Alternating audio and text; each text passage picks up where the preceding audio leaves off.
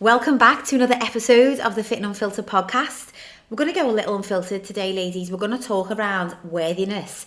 As I've been doing quite often recently, had this thought bubble in my head as I was driving around this whole conversation, and I thought I need to go home and record this. So Monday episodes, as you've probably gathered, tend to just be a little bit of what's been in my head, a little bit of the conversations that I've been having, whether that be with other women or specifically clients. And worthiness always seems to come up in a roundabout way.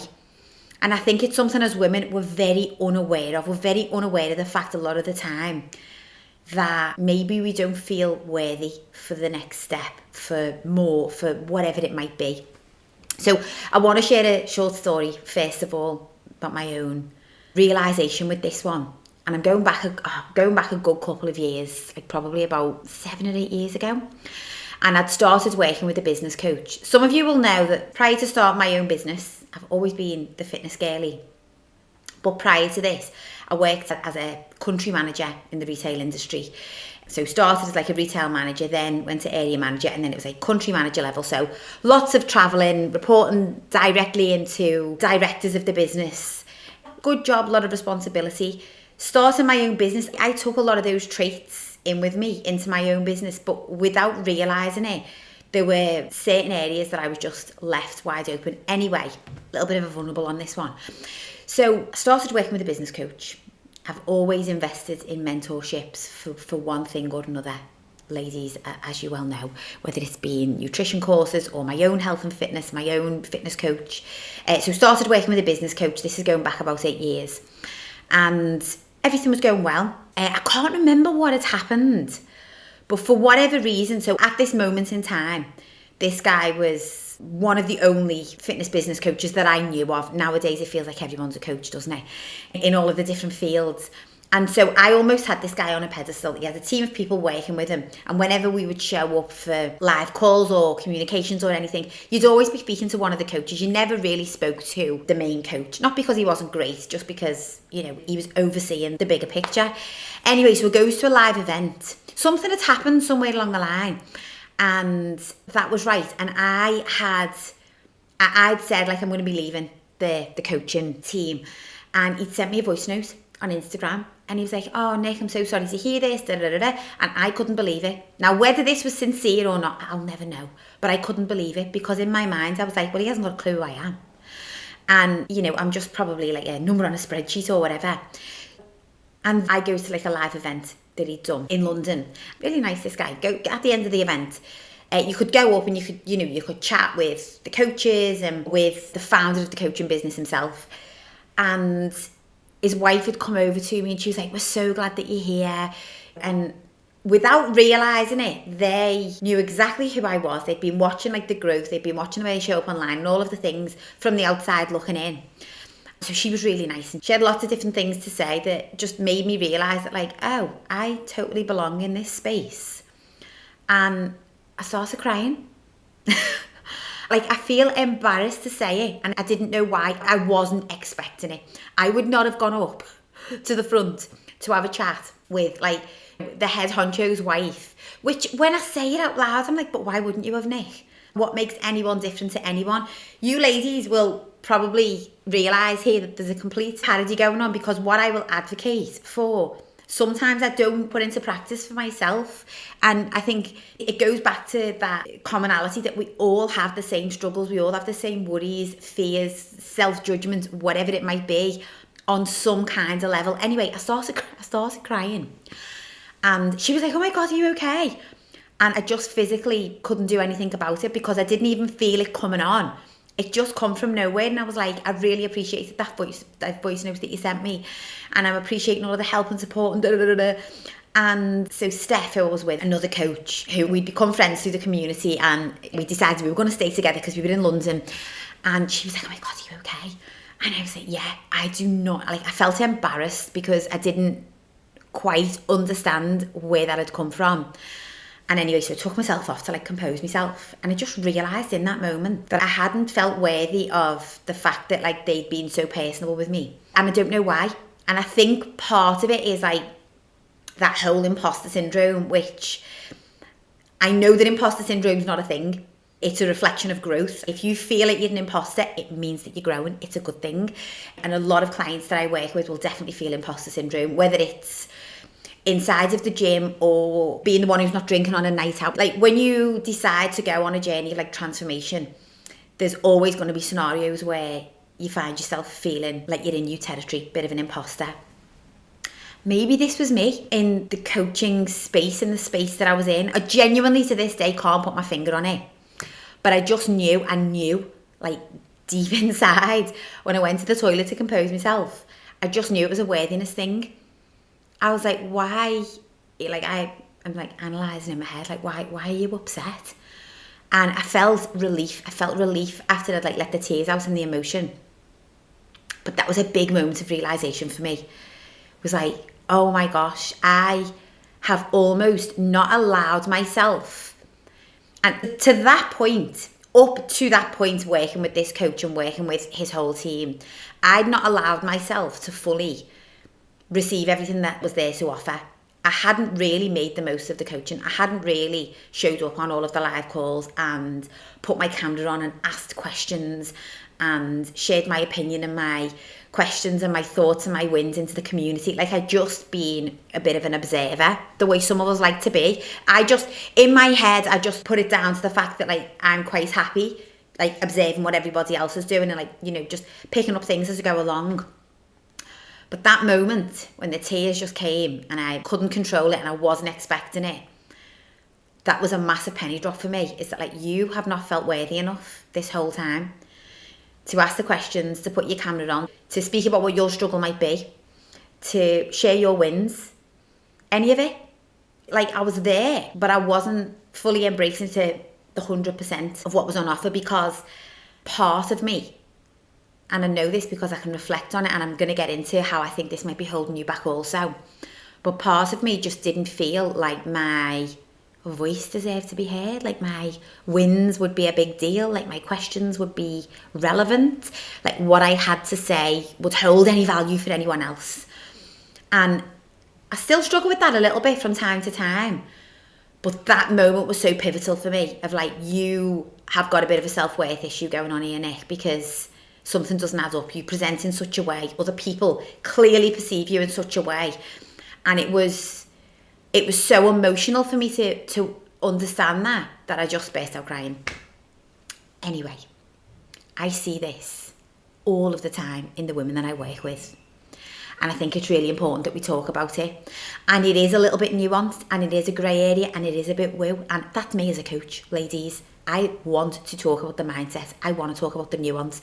I want to talk about the stuff that's a bit woo. Because guess what? The human experience is not black and white. It's not follow this genetic plan, fit this mold, and you will get the most out of your life. A lot of it is inner work. A lot of why you might be struggling with your weight, with your fitness levels, with your ability to eat well and respect your body without using food to sort of like sabotage or alcohol. A lot of that is mindset, and we've got to get into the inner work as to why this is happening. And this is some of the stuff that I will talk about inside of our community. Yes, a lot of it will be around specifics on nutrition and how to optimize your training and all the other good stuff. But in the midst of it all, we weave in the mindset work. And I really want you to think about where you might be holding yourself back because you don't feel worthy of the change, of the time and energy and effort that it might take. We're speaking to a client. This kind of like prompted my train of thought to take myself back to my own experience, and then it's led to this podcast. So speaking to a relatively new client recently, and has encouraged her to speak inside of the community. And like, just that question is a great question. Here's the answer. And I'd sent her a voice note, and I was like, but I would genuinely put that into the community because everybody else, all of the other women in there will have a perspective on that and will be able to offer you some help and advice. Because a lot of my clients, well, there's a fair few of my clients that I've worked with for a long time. over a year, over 12 months. And so these women, they've been through the peaks and troughs, they've been through the different phases of training, they've been at the starting point whereby when a new client comes in, I'm like, you need to speak to such a person, you need to speak to such a person. Because yes, I'm the coach and I'm always going to give you my coach's perspective. But guess what? You're in a community here where you are surrounded by women who've been in the exact same position that you're in. And they're going to share with you what they've done and what's worked for them. And they're also going to be able to show you some support. And I think that is invaluable. It's great taking the advice of a coach, but there's nothing better than feeling like you are just in amongst other women that get it. Anyway, so I'm chatting with this client and she was so grateful at the help and support that I was giving her. Like to the point where she was like, I can't believe how helpful you're being. And in my head, I'm thinking, well, we've got goals to crack on with and you've told me exactly where you want to get to. So let's do it. Like, if I'm welcoming you in, she's a one-to-one client, this lady, my one-to-one spaces, like, I don't have an endless capacity for one-to-one clients. So if we're working together one-to-one, you are going to get one-to-one coaching from me. And it was like she couldn't quite believe that I was genuinely on the other end of a message the way I'd said I was going to be. Anyway, furthermore to that, she was saying, you know, and when I put it into the community, I just couldn't believe that, like, there were so many kind replies and, like, the other women were just so ready to offer me, like, support and advice and suggestions. Now, I know my clients, I know all of my clients, and it will have been nothing for them because that's just who we are and what we do. But to this client who's new to the community, instantly in my head, I'm thinking, you don't feel worthy of the help and support that we're giving you. I say we, because I talk about it as a community, but specifically me, was that, and I said this to her, I said, you are so worthy of all of this, and you are worthy of achieving your goals, by the way, and you're worthy of the time that it's going to take to exercise, and you're worthy of all of the other things that we're trying to put in place. Okay, simple examples, maybe making a few changes to evening meals, maybe having an evening in the week when you get to go to yoga class and hubby does bath time or whatever it is.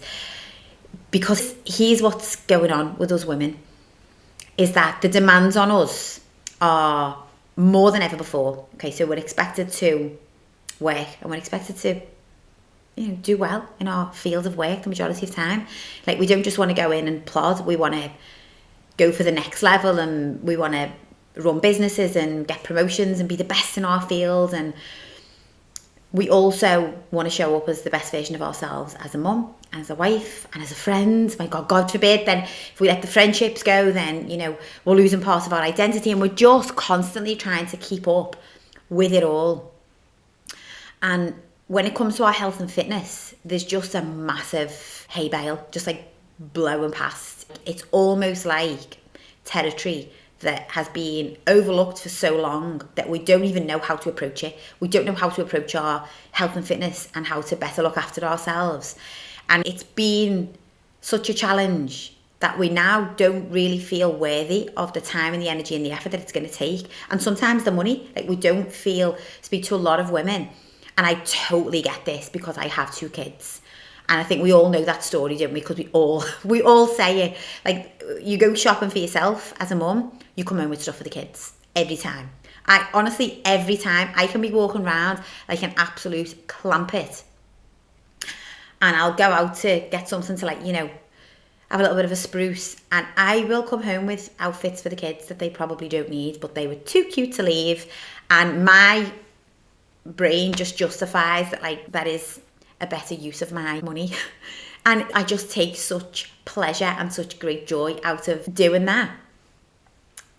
But you've also got to turn that around and say, but do you not feel worthy of spending that on yourself? And I'll be honest, sometimes no, sometimes I don't. Like, I'm just going to be very raw and honest. Like, my hubby will say to me, go on, you know, get whatever you want, I'll treat you. Or, you know, don't be spending it all on the kids, take yourself shopping or whatever it might be. And it's like, I don't need my husband to treat me, but he wants to. He's like, you are so worthy of it. And it's like, that's my husband telling me this. Sure, some of you will be nodding along, relating.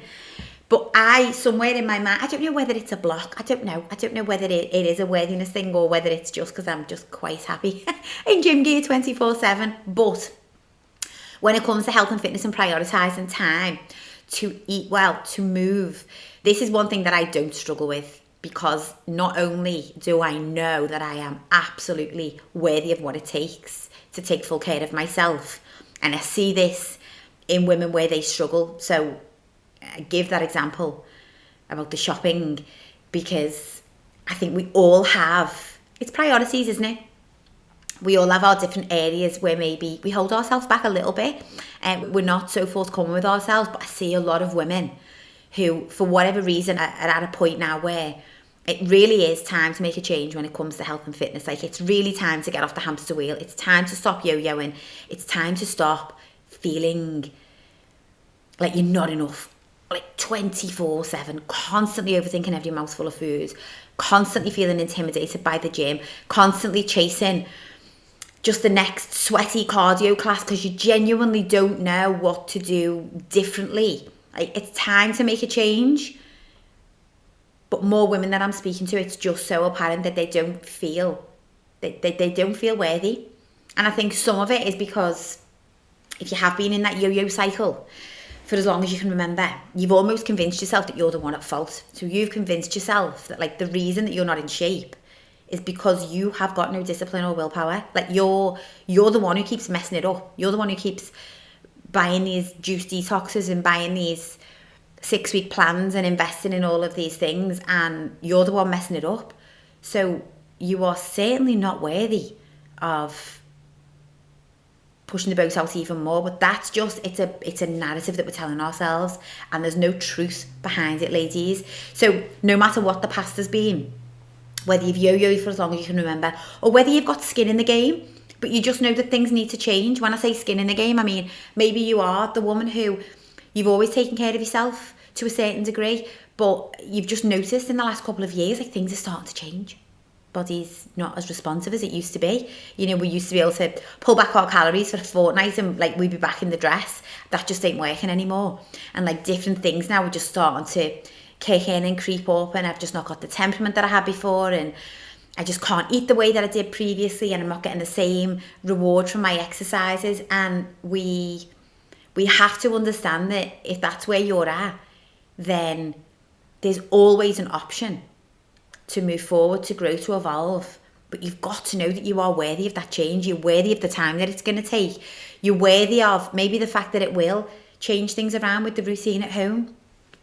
Another client who I was working with a while ago, and we'd worked together previously, and then she'd come back and she was like, I never should have left, because I knew I didn't have reins on it, but I kind of, like, felt as though I'd be okay, and and she has a lot on her plate. And listen, a lot of my clients just benefit from ongoing support and accountability and structure, because when you've got that in place, ladies, it just removes so much overwhelm. You're just less vulnerable to, like, sabotage lasting days and weeks, as it happens. Because when you've got structure and you've got support and you've got community and you've got accountability and everything else, you might have those little moments of sabotage, or, we call it sabotage, indulgence, whatever. But then you're right back on because you're living by a plan that is sustainable and is enabling you to do that. Anyway, so she'd come back in, and she was like, a couple of things have changed. So since we last worked together, my hubby is now right into his fitness. So he goes to the gym, and she was, like, reeling off basically all spare opportunities. So, like, 4 mornings a week, and then weekends he does this, and then he plays this sport this time. And listen, this is no shade at the men, because if we're gonna let our men take all of the opportunity to get to the gym, get the exercise, if we're going to let them cook dinner, if we're going to just follow their game plan, then they're fully going to take advantage of that. Men are not the same as us. Men do not question, am I worthy of this time? Should I be splitting the fair share with the wife? That's not how they think. If we're going to be like, if I said to my hubby, you know what, you just go to the gym like 4 mornings a week, he would. There's nothing in his mind that would have him think that is not fair on me. Luckily for me, my husband is not a morning person, so he takes all of the afternoon slots. And again, I do all of the routine of an evening, make the dinner, do the homework, all of that side of things, because that's when the hubby gets his exercise. But he's got to know that he's worthy of that time, even though there's stuff going on at home with the kids. And for me, of a morning, when the kids are getting up and getting breakfast and like they're just starting the day, as much as I want to be there for that first hug, I've also just got to have that really tough conversation with myself of like, Nick, but you need to do this for the greater good of the kids, and you are worthy of taking this time. And I see so many women, and this client specifically who'd come back, I said, okay, so now that he knows that you're sort of like, you know, looking to get back into things because things had changed in work and one thing and another, and she was just like, I need like a refresh, a bit of a reset. And I was like, you're going to have to start splitting maybe some of the gym sessions. Like in my head, that was totally logical. And she was like, I don't think he's going to be down for that. And I was like, so what's your option? And she was like, well, I'm thinking if I get up before the kids get up and just train from home whilst he's at the gym. And it was just all accommodating. And I was like that could work. But I would also just have the conversation, because it's always been a certain way, and I want you to think about this in your own situation if you're listening to this in your own circumstances. Just because things have been a certain way for however long doesn't mean that they can't change to accommodate your wants and needs, because your wants and needs matter. They are important. And if you've got to fight for that to be heard, then so be it. Because maybe up until this point, you have just gone along with the plan of like, please everybody else is happy, so I will go to the bottom of the pile. And as long as I see everybody else happy, I can be okay with that. There is a point in all of us ladies' lives where we know that we get to the point where that's just not going to cut it anymore. Because actually now we are seeing the impact that putting ourselves at the bottom is having on every level. Because not only do we feel dissatisfied by our weight and our fitness levels, but it's now impacting the way that we show up in work, and it's stopping us going for that promotion, and it's impacting every decision. Like, we're browsing through cosmetic treatments because we want to try and build confidence from the outside instead of looking inwards and building confidence from the inside out, because we don't feel worthy of the time, energy and effort that would take. And we don't want to speak up and ask for help because we don't feel worthy of the help and we don't feel worthy of the support. Well, I just want to draw a line under that, ladies. And I just wanted to highlight this ongoing conversation around worthiness. Because as women, whether it is to do with your health and fitness, whether it is feeling worthy of taking the break in work, you know, speaking up about the restaurant choice when you go out with your friends, a lot of women will be like, they're not really going to listen to me. Well, do you not feel worthy of being heard is what I would say. Because yes, not every scenario is going to go in your favour, but you've got to think about why you are willing to sit back and let things play out as if you have no control over the situation. Because we always do, but we've got to feel worthy of putting ourselves in that position. We've got to feel worthy of saying, do you know what? I am actually going to turn notifications off at the weekend. So if anybody from work needs me, I'll be in my mailbox 8:30 a.m. Monday morning. Not everybody gets the luxury of that. I get it. But there will be times when you need to do that. And you are worthy of that break. You're worthy of the break from your desk. You're worthy of, like I gave the example, maybe making different choices at home when it comes to meal times. Whatever it might be, ladies, this has got to start with, first of all, just reflecting. Everything starts with reflection. Inside of Thriving Women, in week 1, it's reflection. Week 1 is, let me see what you are currently doing. Let's figure out what a typical day, typical week looks like so that we can move from there. Because we can't, otherwise, what we're doing is we're just jumping from one bandwagon to the next. We're just chopping and changing by the minutes. And if we never give ourselves the chance to reflect on what we're currently doing and why we're doing this, and what out of this do we actually enjoy? Like I will say to clients, one-to-one clients, so first week we'll do food diary, and I'm always quite keen to say, like, if there's anything in here that you really enjoy and really look forward to, you've got to let me know about that. Otherwise, if I just come in and overhaul everything, well, that might work for a couple of weeks when motivation is high. But what's going to happen when the novelty wears off and we've now got to sustain this as a lifestyle? Like, we've just got to take that moment to reflect before we move on. And it's the same with this worthiness conversation is that take this next couple of days, maybe, and just acknowledge, like, figure out, catch yourself making decisions based on how you feel. Think about what you would love for yourself. If the ideal scenario were to happen, if there were no limits and you could go about your day with a different energy, with a different level of confidence, in a different dress size, with a different mindset, with a different self-talk narrative, what would that look like? And now I want you to ask yourself, what's stopping you getting there? Like, what is stopping you getting there? And some of it will be very, very valid. There'll be reasons in place. Maybe you've got a newborn, maybe you know, whatever it might be, fill in the blank. But I guarantee when you break it down, what is stopping you getting there, you will quickly clock that, oh, some of this is just me standing in my own way. Some of it is me just not going for it. And that's because I don't feel deserving of what it's going to take to get there. And so I want you to just then, when you've acknowledged that, just start showing up for yourself. Small at first. The way that we always say, with everything, ladies, inside the Thriving Women, or, you know, just in life. I know I always reference Thriving Women. I think of us all as Thriving Women. So whether you're a client of mine or not, if you're listening to this podcast, you're in the community. We are Thriving Women, okay? That is our ambition. Our ambition is to thrive. Day in, day out. No special occasion. Life is the special occasion. So we want to know how to maximise the time that we've got. And so we're just going to start small. We're going to start small, just putting ourselves into a position that feels a little bit uncomfortable. But we're going to do it anyway. You're going to feel the discomfort and you're going to do it anyway. And sometimes you're going to have to affirm to yourself, I am so worthy of this change. I am so worthy of spending a little bit of my own money on myself on a gym membership. I am so worthy of investing the time to go to the gym on Sunday morning. Whatever it might be for you. I know that those are very small scale examples, but they're very classic examples as seem to be a struggle when it comes to our health and fitness as women. You know, we don't have the time. We don't have the time for ourselves, but we have more than enough. We have unlimited time for everybody else. We say yes to everybody else. We would stretch ourselves to an extreme.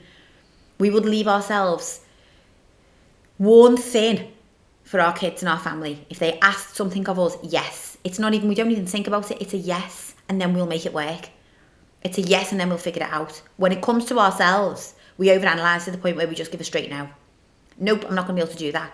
And it's because we like to leave this little bit of wiggle room in case everybody else needs something from us. Or our bandwidth is already stretched because we're already overgiving to support everybody else. But there's got to come a point where you acknowledge that not only is it so necessary for me to put myself, you know, up the ranking order here, but I'm also very worthy of it. And not only, ladies, will it massively impact you, yourself, and you, the way that you speak to yourself, the way that you feel, the way that you look, the way that you carry yourself. It'll add years to your life, but it will impact those around you. It will impact all of those other scenarios where you're spreading yourself thin. You'll now be able to show up in all of those situations with more energy. And so, I'm going to wrap this podcast up. I think that will have landed for some of you today. Maybe some of you have been completely oblivious and unaware to the fact that the whole time you've just not felt worthy of the change the way that I was when I went to that live event and burst into tears and didn't realise, like, oh, I've been holding myself back this whole time. Honestly, it was just like mic drop for myself. Got home, said to my husband, and he was like, because I present in such a way that I'm so self-confident, so self-assured, all of the things. And like when I got in the room, down to the nitty-gritty, it was just emotions. And I see it all of the time with women. Whether it's just being accepting of the help, being accepting of the support, or actually realising that you've got a voice and you can use it and you can speak up. But ladies, I would advocate to you all this week, Stay switched on. Keep putting yourselves in those uncomfortable positions and keep on forcing yourself if you need to grow. Keep pushing yourself into those areas of discomfort. Reassure yourself that you are capable. It will be worth it. And you are so worthy of getting after exactly what you want. Ladies, I will look forward to catching you all. I'm hoping that you've enjoyed this episode, and I will look forward to catching you all on the next episode of the Fit and Unfiltered podcast.